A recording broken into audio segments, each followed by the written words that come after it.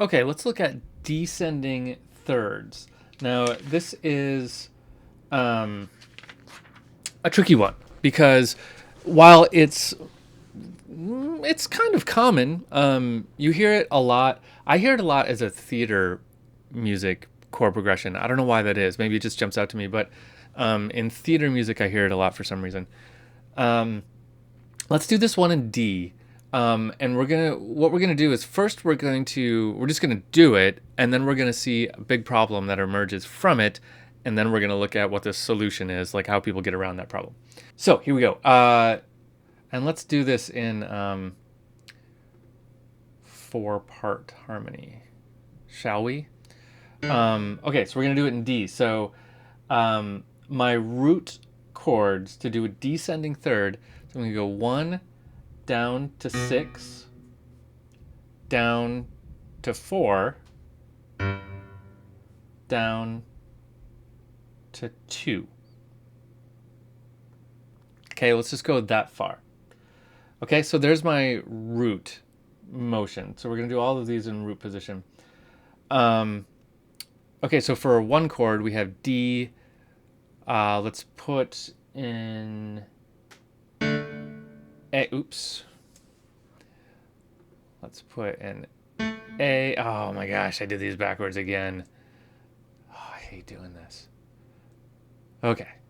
I think what I can do is that, and say you go there. Good. A. So I need a D, F, A. So D, let's do F sharp and D. That's, oh, I did it again. D and F sharp. Okay, now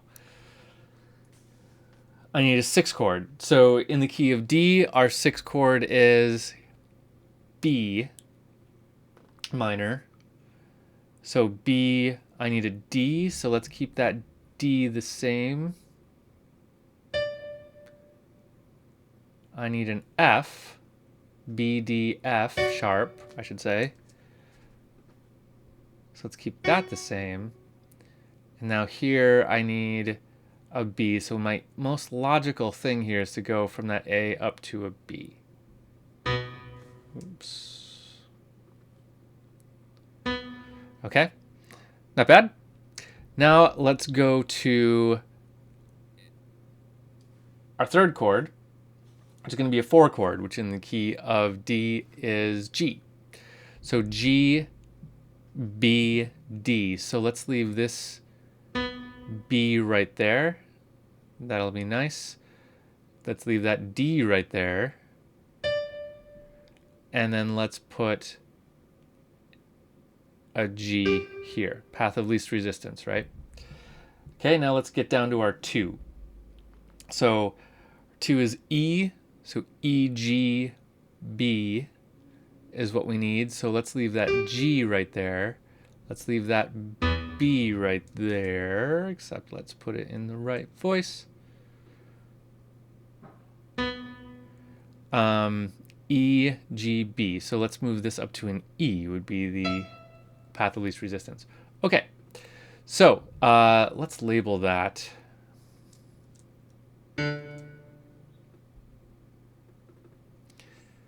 So this is going to be 1,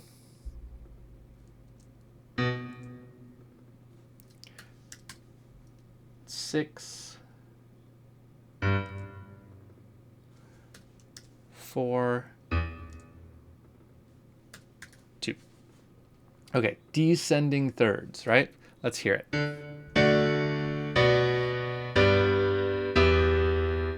Okay, not bad. So, where has our problem come from? Why do I say this has a big problem? So the problem here is that 2 things is a problem. One is that it doesn't sound all that awesome. It's just not a real strong chord progression, moving in thirds, right? It doesn't really give us a big sense of motion. There's so many notes in common here that we're a little bit spinning our wheels. We're kind of stuck in the same place, and we've kind of, we've gone through 4 chords and we've only ended up 1 chord away, right? So there's just not a lot of really strong motion in it. Another problem is that because it has a lot of similar motion or similar notes between chords, there's a real strong tendency to make big parallel octaves and fifths. You can do it quite easily. I think I avoided it throughout this. I have some parallel sixes here, but no big parallel octaves or fifths. But if I wanted to craft this anymore, I might run into those pretty quick. So there's a solution. There's something that people do to give it a little stronger motion to help avoid any parallels. And let's do that in the next video.